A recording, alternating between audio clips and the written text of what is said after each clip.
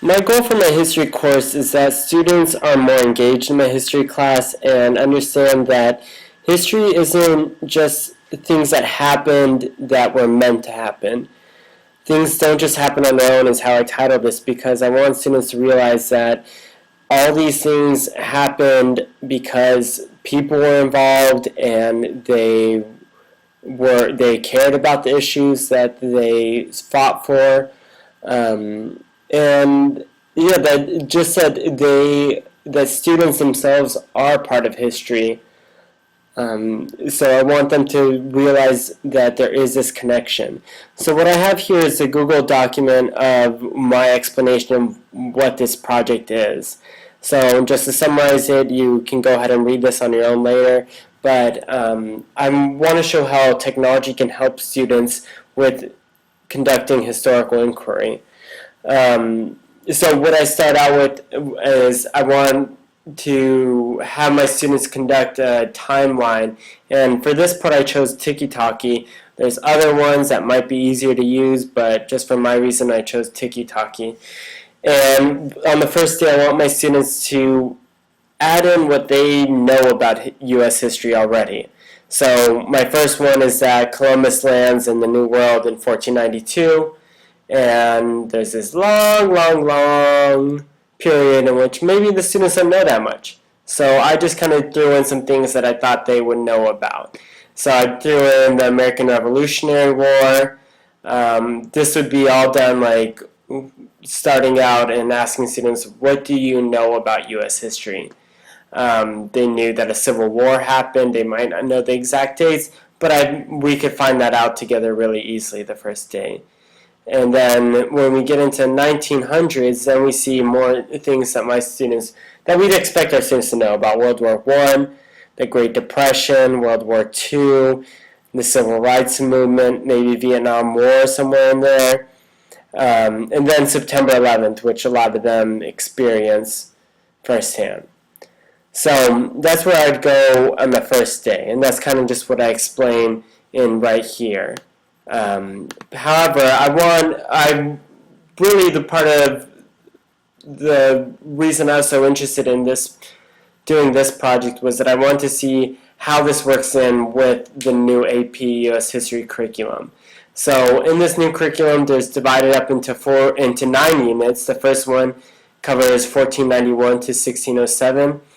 And I want my students to look at those dates and come up with questions as why those dates are chosen.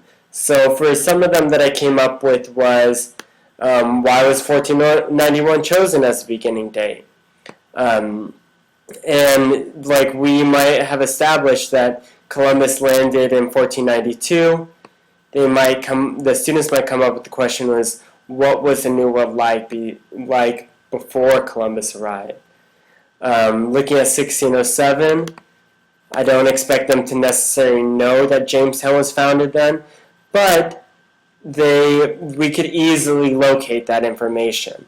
So we might come up with 1607 as the founding of Jamestown, and then probably along those lines we'd find that Jamestown was the first successful English colony. So some questions that my students might come up with is, were there attempts to form British colonies before Jamestown? What was different about Jamestown before these attempts? Other questions might be, why did it take so long for the British to get in on this game? Or what were other settlements like before the British got involved? So we'll get back to those later. And then this thing that I bolded here is that really all these questions that my students come up with is what's going to guide our learning throughout that unit. And I cited someone here as another way to ask this question is, how far back do we have to go to find the roots of this problem? So let me backtrack a little, talk about historical inquiry. And what that is like what we do as historians. We're history teachers, but I want my students involved in the process of doing history. And what that means to me is that they ask questions, they research information, they come up with an argument based on that evidence, and they're able to present those findings. So that's really like what I explained before is here we have these questions that we're coming up with. How are my students going to find out more about that? How are my students are going to find out the answers to those questions they ask? So our process is doing history. The AP curriculum that I mentioned before talks about these skills that I think are excellent starting points. So I highlighted them there. But we're going to get into these example of student projects that I have. Before I get into all those, I want to jump down a little and talk about these works that I consulted. So here I have a link to the AP U.S. History Curriculum Framework that's starting not this year but the following year. I think it's awesome. I highly suggest you guys check it out. The second source is this professor at Rice who teaches history backwards, and I thought he had a really good way, and I've kind of altered it to fit my needs. The third source here, Beyond the Bubble, is a Stanford project about getting teachers away from boring assessments and trying to see, like, our students don't learn the same way, so they shouldn't have to express their knowledge in the same way. And that'll be a kind of a theme throughout this presentation. The fourth source there is a resource I'll be using in my class. The fifth one, IQ Learning, shows how teachers can use different ways, use historical inquiry to teach. The fifth one, same along those lines, is very specifically for history teachers. It's a great book. The fifth and the sixth and seventh one there, I think, are TED Talks about that.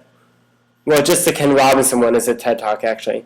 But we have one for letter J, Sugata Mitra, and we watched this earlier about how technology brings out creativity and how essential that is for our students to know nowadays. It's not about memorization necessarily. It's about letting students express themselves creatively. And we have some other ones in there, just some other sources that I use to get the information that you'll see in my presentations. So there you have about 10 of these works that I use. So let me go back up and let's see what I want my students to be able to produce. So I showed you the tiki-taki. Let me show you one more time really quickly. So there's the tiki-taki. And I'm going to go back all the way to the beginning of the timeline at 1491 or 1492. So here we go. This first question that I brought up before, like maybe a student will come up with this question: what was the New World like before Columbus arrived? And for this, I created a Poplet, and this is like a mind mapping software. So here you see that same question: what was the New World like, or what was North America like before Columbus arrived? And I want my students to come up with a finding. I want them to have an argument. And here's how I express it. North American native societies were very diverse economically, socially, and politically. So if you follow these blue colored frames, we have different ways in which they were economically. We saw sexual division of labor, and then I included this graph about different types of economies around in North America. We have hunters, and you can kind of see those are the blue. Hunting-gathering societies are the purple. Fishing societies are the green, and the red were the agriculturalists. So I'm not going to spend too much time on that. It's linked on here, but I'll zoom out so you can see what else was included in this. I broke up politically the different tribes you see here. Here's the Iroquois Confederation.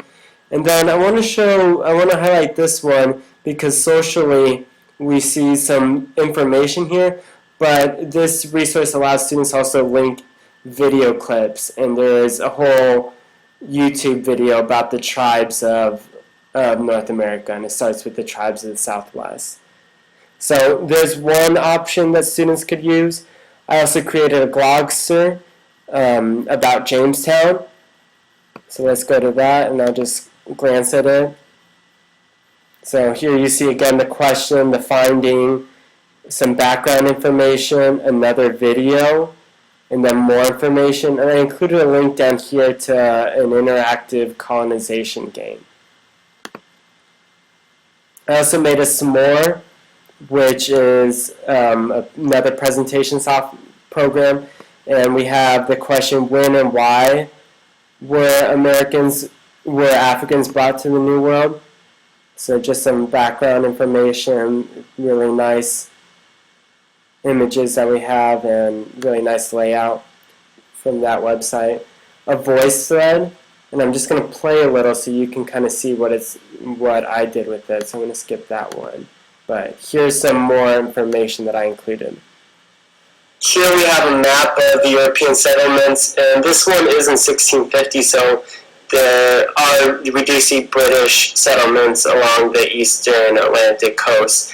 But for this presentation, we're focusing on the Spanish, which you see throughout most of Mexico and reaching a little bit into New Mexico, or present-day New Mexico, and Texas. And the other big area of Spanish settlement is Florida and the Caribbean. There's much smaller area. In this image, we see a group of laborers dropping grains in front of another group of richer people, and this is meant to illustrate how the Spanish treated the natives in the Mexican territories in what's called New Spain. And this system is called the encomienda system. It is a process of really enslaving the native people and having them work for you. Okay, so that's just an example of what you can do with VoiceThread. Obviously, you can do it different ways. I just showed an example of what a student could create if he was answering that question. What were other settlements like? So, kind of wrapping up these student presentations, I'm going to go back to the Tiki-Taki, and I want to show you what I plan on doing with these student projects.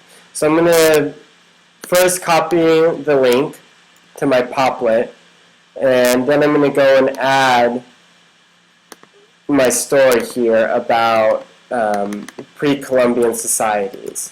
For the sake of time, I'm not going to spend too much time in there, but I'm going to link it so you can see that all these student creations can become part of it. And I'm going to make the question the same as what I had here. So here we see, I'm just going to copy and paste that, save it, and when I refresh, it's going to show up in here, but at the moment it won't. Let's see if I...